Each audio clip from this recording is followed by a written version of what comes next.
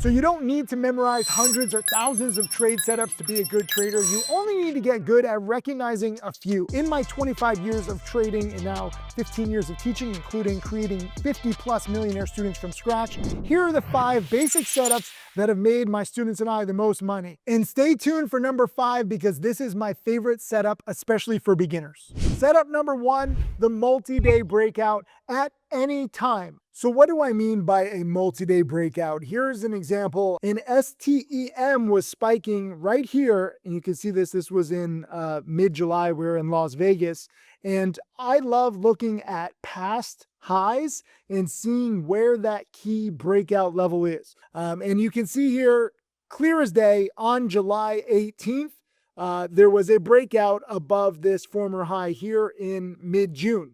And you know, pretty big green candle right at the highs. And, you know, now it's easy to say, yeah, in hindsight, it spiked up and it was a nice breakout. But I actually did it in real time. And a lot of my inner circle students were surprised. I was sitting right next to Stratty, actually. He's my newest millionaire student as of the time I'm filming this. And he didn't even understand. He was like, why are you buying this? And I'm like, this is an unknown AI play and it is breaking out today. Okay? Sometimes that's all it takes. I need you to understand that we're looking at charts, technical analysis matters, and if you look at these charts and focus on them, you will see stocks that have hit a very specific price 2, 3, 4, 5 days ago, 2, 3, 4, 5 weeks ago. You're looking for that very specific price and you're looking for a breakout over that price. Why does it matter? Because there are so many different traders who have technical screens and they look for specific breakouts over key levels. And you want as many traders looking at one key level as possible. Why?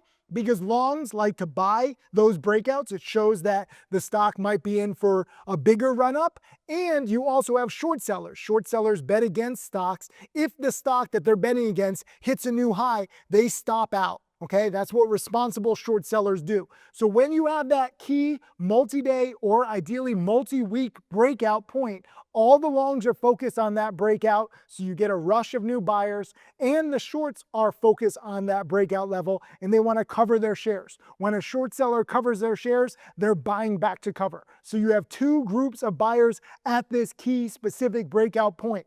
When you have those 2 groups, usually you get a rush and you get a quick breakout, especially if it's a lower price, volatile play in a hot sector like AI or crypto right now, and you get that multi-day, multi-week breakout, the stock cannot just break out 1 or 2%, but oftentimes that breakout is 10, 20, 30% within a few minutes or a few hours. You do have to be careful though, if you're going for that breakout and for whatever reason it breaks out a little bit and then it comes smashing back down. That happens. There are fake out breakouts. But in an ideal world, you buy the multi-day, multi-week breakout. All you have to do is draw a simple line on your chart, look at the previous high, and if it breaks it convincingly, the stock usually rises quite a bit, especially if there's the right news catalyst, if it's in a hot sector, if we're in a bull market like we are right now in 2025. I literally interviewed David Hanlon just a few weeks ago. He just crossed $10 million in profits. He made $1 million on his crypto breakout. Bitcoin broke out to new highs.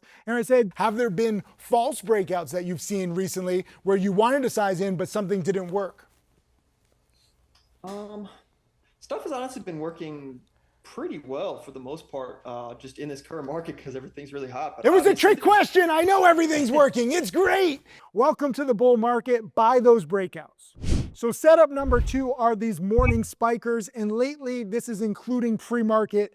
Starting at 4 a.m. I know it's not fun to get up at 4 a.m. Eastern. Congratulations if you're one of my European students, you live in the right time zone. But whether it's 4 a.m., whether it's 7 a.m., whether it's 9:30 a.m., these 3 key times are when stocks can really spike. 4 a.m. Eastern is when a lot of brokers like Interactive Brokers open. 7 a.m. Eastern is when retail brokers like E-Trade or TD Ameritrade open. 9:30 a.m. Eastern is when every broker opens, and that's normal market hours. But these key levels are when, guess what? The stock market opens and people can buy stocks. So I'm looking for stocks with news. I'm looking for stocks with volume. I'm trying to buy stocks that are already up 5%, 10%, 20%, even 50%, because in this market, a stock that's already up gets all these traders interested. There's all these different chat rooms right now in 2025. It's a crazy bull market. So traders are looking for anything that is moving, because a stock that's up 10, 20, 30% can go up 50, 100, 200% with the right news catalyst. I wouldn't buy a stock without a news catalyst. There are a lot of morning spikers that just spike because different chat rooms are buying them. When the chat room buys them, they go up. When the chat room sells them, they go down very quickly. You don't really know. If there's a news catalyst, if there's enough volume, if the stock is already spiking a little bit, and ideally if enough short sellers are lured into shorting it, you are supposed to buy this stock. I know it's scary to just buy any stock spiking, but ideally I like buying a stock on a 10 or 20% dip off the morning highs, and then if it breaks through the highs, it can spike very fast as the shorts cover, as more other traders buy the breakouts. If you're liking this video, make sure you go back and watch this video about how I consistently find the best stocks to day trade, and subscribe to this channel so you don't miss any of my upcoming videos filled with endless trading knowledge and tips that I've learned the hard way over 25 years. Setup number 3 that I love are these afternoon and after hours breakouts. This is when there's been a lot of price action that's happened all day that you can now bounce ideas off of. And ideally there was a high set at 7 a.m. or 9 a.m. or 12 p.m., but there's a distinct high of the day set already, and you're looking for a breakout over that key level in the afternoon or after hours. And I actually like afternoon and after hour setups, especially for beginners, because they're not as fast as morning spikers or pre-market spikers. In the afternoon, there's a lot of data from that day already. So you might not get the same excessive breakouts or the same excessive runs that you would get early in the morning, but it's safer, and oftentimes it's a lot easier for newbies who are not used to the speed and the volatility that comes with morning spikers or pre-market spikers. This is a good example of an afternoon runner. So this is the daily chart, but let me just show you the last 10 days. This doesn't just run all day long. This actually runs at different times. So let me show you this 1 minute chart. And this one actually tends to do pretty poorly in the morning, probably just because it's up for so many days, so many weeks, and shorts are trying to pound it into the ground. So if it starts to fade in the morning, hopefully shorts are trying to push it down so that it panics by midday and in the afternoon. But every time it makes a new high, the shorts give up and they get squeezed, and it oftentimes becomes a self-fulfilling prophecy. When a few shorts get squeezed, they're scared of new highs. They create the new highs that they're so scared of. So as you can see here, this was roughly a week ago, and the stock was in the 14s, coming down, and then it kind of bounces a little bit, but it doesn't make new highs. Here you have a little uptrend, and right around 1:40 p.m. and really specifically 2:20 p.m. here, you have a nice run up to new highs. Again, it starts the next day here, kind of unconvincing breakout. I mean, it's still higher than here in the 14s. It's up to the 15s and 16s, but not much. Again, by the afternoon, when the trend is clear for the day, that's when it can run. At the same time too, it's less risky because guess what? If it fails, if the stock does not break out, if the stock for whatever reason fails to really explode up in the afternoon or after hours, you just cut it, and the market is a lot less unforgiving than in the morning. So if you like slower moving trades, if you like safer trades, I would focus on the afternoon. Setup number 4, I love dip buying morning panics, especially on multi-day runners. You have to think about some of these stocks that have been spiking for 2, 3, 4, 5, 6 days in a row. Sometimes people are riding them up. Congratulations to those people with patience. I'm not one of them.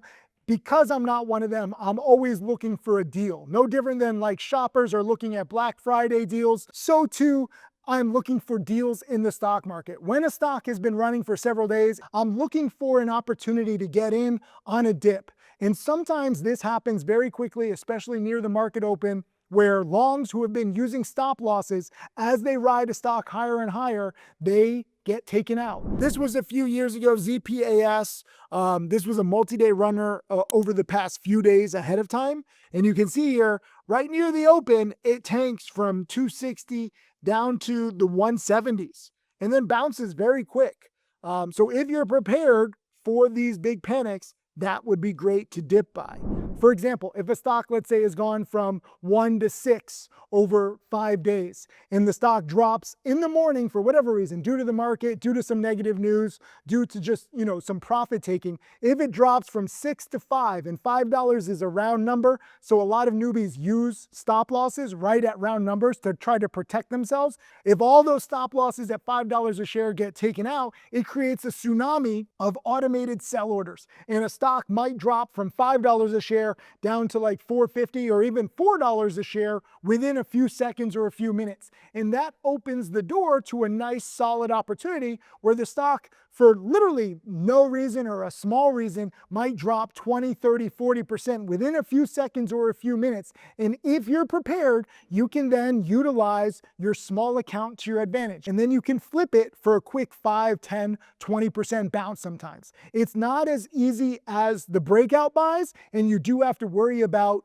trying to catch a falling knife. There's a saying, if you try to catch a falling knife, you end up with bloody hands. So sometimes if the stock drops, and it's not just due to stop losses, but it's due to actually some big bad news that you don't know about, the stock can keep dropping. So it is a little risky to just dip by a panic without knowing why.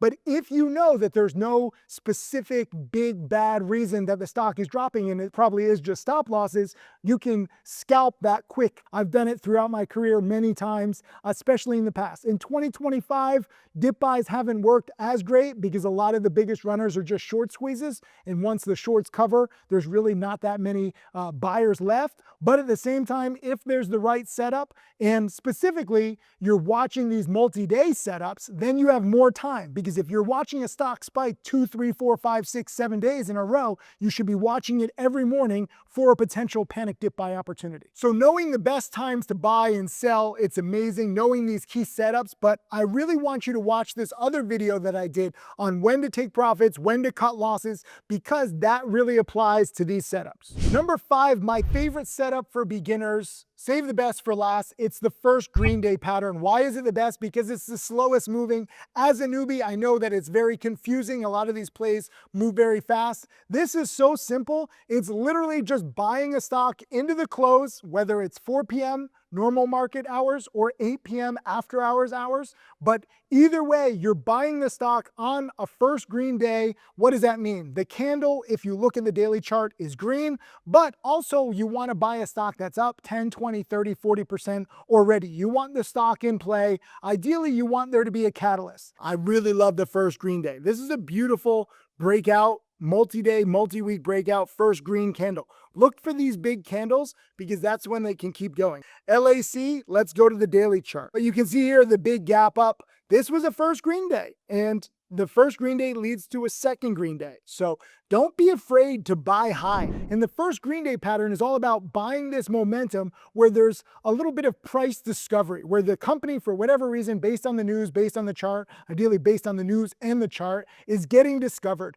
And when it's the first day, because most people are not focused on small caps and micro caps, there's a timing inefficiency, especially over the weekend. My single best and most winning strategy of all is buying a stock on a first green day on a Friday and then selling it on a Monday, as people like to research it over the weekend. But whether people are seeing the stock on the scans or researching it over the weekend or just overnight, no matter what, they're buying it on day 2 because it just popped up on their radar. This is why I love the inefficiency that exists in the small cap and micro cap market, because there's very little following. As far as I know, most people are not following these stocks day to day, let alone minute to minute like I like to do. So there's a huge opportunity to buy these stocks on day 1, then other traders find it on day 2, day 3, day 4.